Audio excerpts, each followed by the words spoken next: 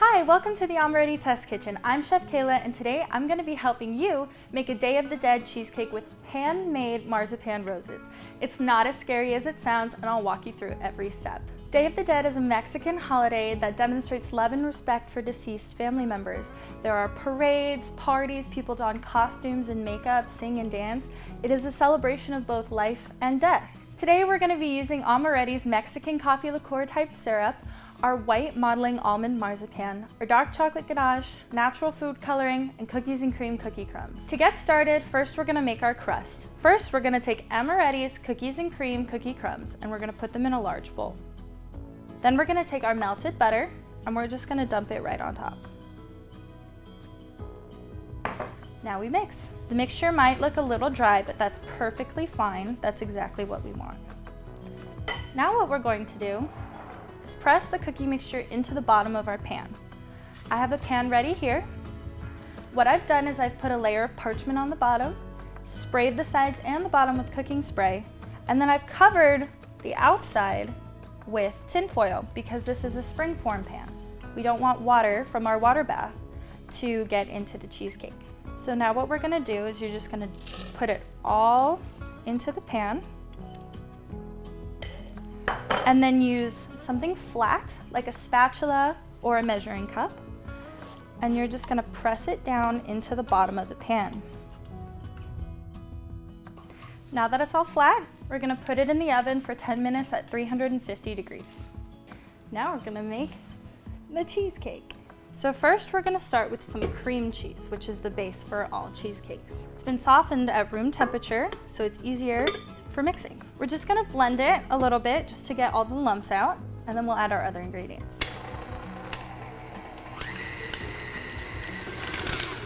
You don't have to blend it for very long, especially if it's at room temperature. We just want to get it nice and smooth. Always scrape down the sides of your bowl after every step to make sure you get everything mixed in properly. So now we're going to add our sugar. Now, this isn't your average cheesecake. We're using black cocoa powder and cinnamon. We also have some salt. So we're just gonna mix this until combined. It smells so good. I love cinnamon. So we're gonna stop and scrape down the bowl.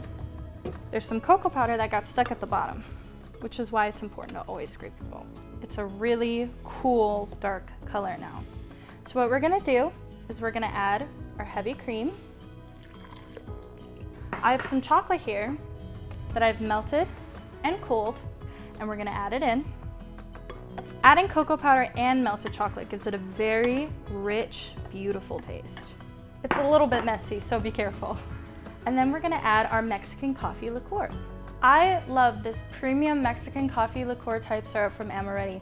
It smells like heaven. Any drink you want, it's perfect. We're gonna mix. It might splash out, so start slow. And then you can gradually increase speed. At this stage, you want to make sure you get all the lumps out because once we add the eggs, we're not going to be mixing much.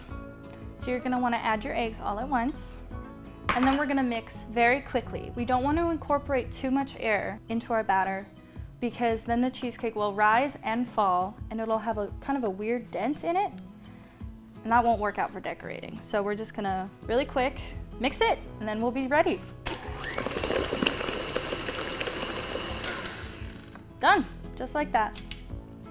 Our batter is ready to go into the crust that we made earlier, which should be ready any minute now. I can smell it. It's ready. We've taken our crust out of the oven and reduced the oven temperature to 300 degrees.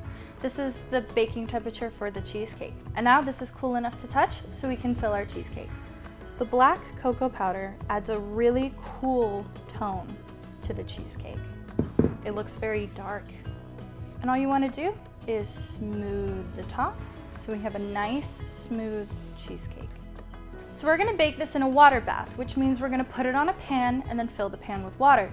This adds moisture to the oven because heat makes cheesecakes crack. So we're going to add moisture to prevent it from cracking.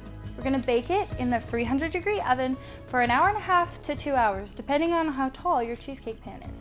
While the cheesecake is baking, I'm gonna show you step by step how to make handmade marzipan roses.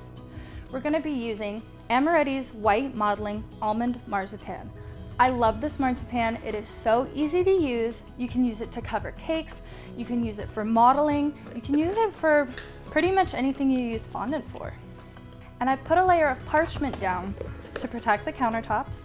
And I'm wearing gloves, which I highly recommend, because what we're going to do is we're going to take Amoretti's natural food coloring and we're going to add it into the marzipan. So I'm using yellow, but you can use any color you want. We have a wide variety of colors. So what we're going to do is we're going to knead the color into the marzipan. It may seem like there's a lot, but we want vibrant colors because, like I said, this is a celebration of life too. This marzipan has a similar consistency to the popular Play-Doh, but it smells way better. So once you've got the desired color, we're gonna wrap it in plastic wrap and put it in the fridge for about 10 minutes because it is very sticky and we wanna let it set up so that we can make petals out of it. Now we're actually gonna make the roses. So we have our chilled marzipan. We need 2 pieces of plastic. What I've done is I've just cut one edge of a large pastry bag so it opens like this.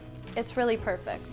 We're gonna need a knife, and again, something flat. And we're gonna cut a good chunk of it off.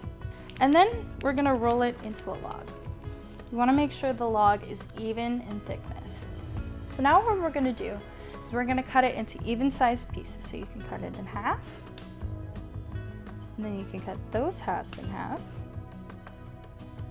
And you can keep doing that until you end up with small squares. You're gonna take one of those little squares and roll it into a ball. And then place it in between the 2 pieces of plastic. This is not the way that I was taught to make roses. So Chef Zach, if you're watching this and crying, I'm sorry. You're gonna take your flat thing and you're gonna put it at an angle and press onto each ball so it becomes flat. Because we're at an angle, one side should be thicker than the other. And we're gonna do that for all of them. Now, we're gonna take 2 fingers and we're just gonna gently push down on the outer edges of each circle because we want a thin petal-like effect. Okay, now we're gonna peel back our plastic. Some marzipan might stick to the top layer of plastic, but that's totally okay. Now we're gonna let them sit for a couple minutes, about 5, so that they have time to harden, not harden, but get a little stiffer because this marzipan has been really worked. So we're gonna let it sit for a couple minutes and then we're gonna get to rolling our roses. We're gonna start to roll our roses now after we've let our petals sit for a few minutes.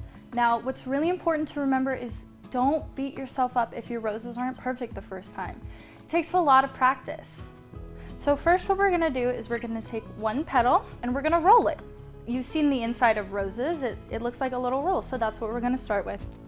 We're gonna take the edge and just gently, gently, gently roll it to about halfway, so it's still open like this.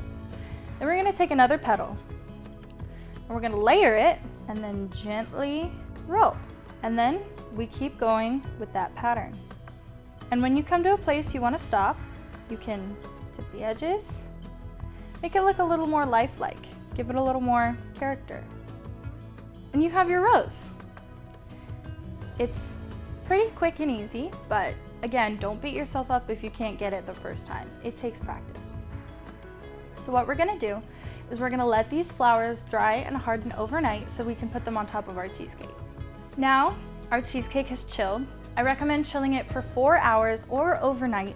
Overnight is usually better.